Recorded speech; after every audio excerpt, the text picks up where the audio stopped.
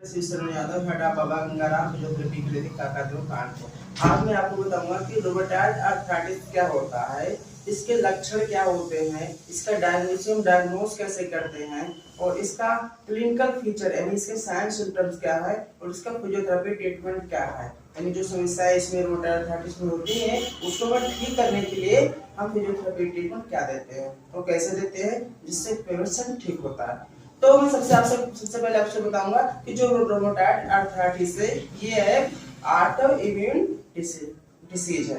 यानी ये हमारा जो तंत्र सिस्टम होता है वो बिगड़ जाता है जिसकी वजह से रूमेटॉइड आर्थराइटिस होता है।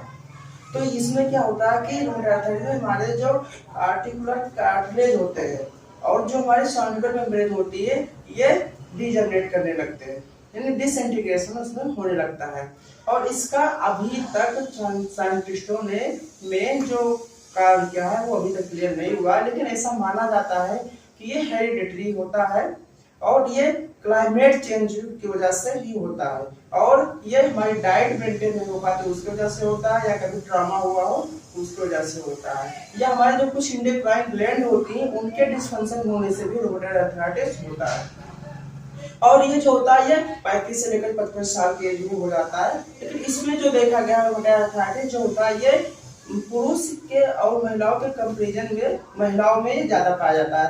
यानी अगर ये मान लो कि 3 महिलाओं में होता है तब जाके पुरुष में होता है, यानी जो हमारा रेशियो होता है वो 3:1 का होता है। अब इसके हम जो साइन सिम्टम देखते हैं इसमें क्या पाया जाता है कि जो हमारे टेंडन होते हैं, जो वर्सा होते हैं और जो हमारे लिगामेंट होते हैं वो इन्फ्लेम्ड हो जाते हैं, यानी उसमें इन्फ्लेमेशन हो जाती है। तो जब इन्फ्लेमेशन होगी तो क्या हुआ, उसमें पेन होता है, दर्द होता है, स्वेलिंग होती है मतलब सूजन आ जाती है, वार्म मतलब वो गर्म रहता है, उसका टेम्परेचर इंक्रीज रहता है, वो इफ्यूजन हो जाता है, यानी जब क्रोनिक स्टेज पे होता है तो उसमें पानी भरने के या उसमें इफ्यूजन हो जाता है। और इसलिए मेनली जो पाया जाता है जो रूमेटॉइड आर्थराइटिस होता है ये मेनली हमारे स्मॉल जॉइंट से लेकर लार्ज जॉइंट में भी होता है। तो ये सबसे जो मोस्ट कॉमन हमारा जॉइंट पाया गया वो हमारा रिस्ट जॉइंट पाया गया, यानी जो हमारा जो रिस्ट होता है इसमें सबसे ज्यादा पाया जाता है रूमेटॉइड आर्थराइटिस। क्या होता है कि जो हमारे ये रिस्ट जॉइंट पर इसमें पाएगा, फिर इसके बाद में सबसे ज्यादा पाया जाता है मेटाकार्पोफैलेंजियल जॉइंट, यानी जहाँ पे हमारे मेटाकार्पल और फैलेंजस जुड़ते हैं उसे बोलते हैं मेटाकार्पोफैलेंजियल जॉइंट। तो हमारा ये मेटाकार्पल और ये हमारा फैलेंजस तो यहाँ पे ही ज्यादा पाया जाता है। इसमें क्या होता है, इसकी जो रूमेटॉइड आर्थराइटिस की जो होने की जो स्टेज होती है वो 3 स्टेज होती है।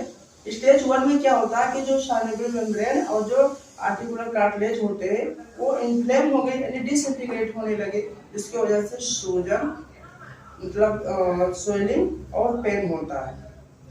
और उसके बाद दूसरी स्टेज आती है जिसमें होता है कि जो हमारे ग्रेन्यूल फॉर्मेशन होने लगते हैं, यानी कुछ जैसे मान लो वो छोटे छोटे सेल्स होते हैं जिसे ग्रेन्यूल बोलते हैं, उनका फॉर्मेशन हो जाता है जो हमारे आर्टिकुलर जॉइंट होते हैं। जैसे ये जॉइंट होते हैं वहाँ पे जो जॉइंट है उसके किनारे किनारे वहाँ पे छोटे छोटे लाइक इसे सूजी मान लो, उसी तरीके से उसमें वो छोटे छोटे बनने लगते हैं नडूल, जिसे वो बोलते हैं ग्रेनुलोसन नडूल।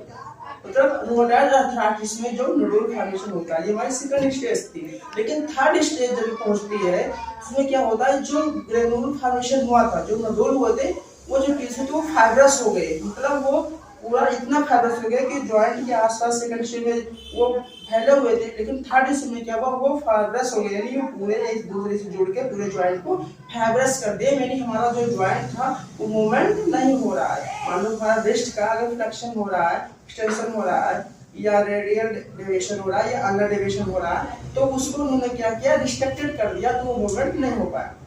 और इसके जो रूमेटॉइड आर्थराइटिस की मेन जो खासियत है ये क्या है कि बाइलेटरल होता है, यानी अगर राइट हैंड में होगा तो ये लेफ्ट हैंड में भी होगा, मतलब ये दोनों तरफ सेम ही होता है। अगर स्वेलिंग है, सूजन, पेन है यानी दर्द, वार्मथ यानी गर्म है तो ये क्या होगा दोनों तरफ सेम ही होगा। और मॉर्निंग में ज्यादा स्टिफनेस होगी, मसल स्पान हो जाता है, यानी मसल जो हमारी होती है वो स्पान हो जाती है, टच करने पर आपको मजबूत सी दिखाई देगी, मतलब आपको पलपेट करने पे आपको जलन होगा। मतलब जो मेन लक्षण मैं आपको इसको बता रहा हूँ रूमेटॉइड आर्थराइटिस के, ये हमारे जो स्मॉल जॉइंट होते हैं रिस्ट जॉइंट या मेटाकार्पोफेरेंजियल जॉइंट या नी जॉइंट और एंकल जॉइंट में भी ये होते हैं और धीरे धीरे सभी जॉइंट पे क्रोनिक स्टेज में हमारे हो जाते हैं। इसका जो मेन हमने लक्षण आपको बताया कि इसमें पेन होगा, स्वेलिंग होगी, वार्म यानी गर्म रहता है और जो इफ्यूजन हो जाता है स्टेज में। तो ये तो उसके लक्षण थे। अब ये जो मेजॉरिटी जो ये रोमेटॉइड आर्थराइटिस है, ये मॉर्निंग बहुत ज्यादा पेन होगा, स्वेलिंग होगी, गर्म लगेगा और इफ्यूजन हो जाता है। अब इसके हम और आगे बढ़ते हैं तो इसमें जो अगर हम डायग्नोस करने के लिए क्या करते हैं, हम उसको कुछ टेस्ट ऐसे आरए फैक्टर कराते हैं। तो उसमें जो आरए फैक्टर होगा पॉजिटिव होगा। हमारा जो ESR होता है, एरिथ्रोसाइट सेडिमेंटेशन रेट, वो भी बढ़ा हुआ होता है। जो CRP होता है तो हमारा CRP भी बढ़ा हुआ होता है। अगर हम TLC देखते हैं, जब WBC की जो होती है वो भी हमारी कभी घटी हुई मिलेगी, कभी बढ़ी हुई होती है। तो आरए फैक्टर इसका हम जांच कराते हैं तो इसको आरए फैक्टर हमारा पॉजिटिव आता है। उसके बाद अगर हम इसको फिजियोथेरेपी ट्रीटमेंट देखें तो इसको फिजियोथेरेपी ट्रीटमेंट में इसको हम मसल्स पेन होता है, मसल में स्पान हो जाती है, तो उस स्पान को दूर करने के लिए जो मूवमेंट हमारे जितने थे वो क्या हो गए थे, जाम हो गए थे, यानी मूवमेंट हमारा हो नहीं रहा था, मूवमेंट रिस्ट्रिक्टेड हो गया था, जो रेंज ऑफ मोशन था वो हो ही नहीं रहा था। तो रेंज ऑफ मोशन बढ़ाने के लिए हमें मसल्स स्पान को दूर करने के लिए, हमें पेन से रिलीफ पाने के लिए हम फिजियोथेरेपी करते हैं।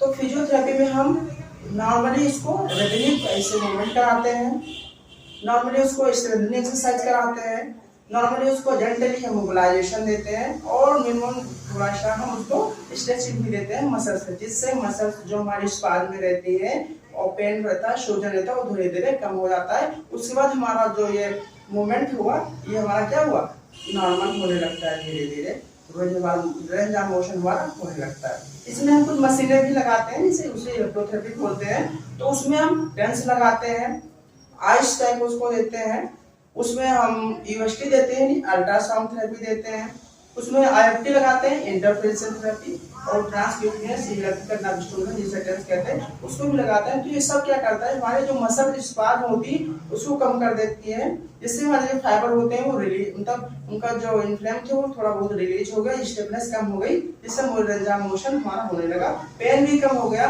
और नॉर्मली जो पेशेंट है वो उसको थोड़ा रिलीफ मिल गया, दर्द से आराम मिल गया, सूजन से आराम मिल गया। तो ये हमारा था रोमेटॉइड आर्थराइटिस।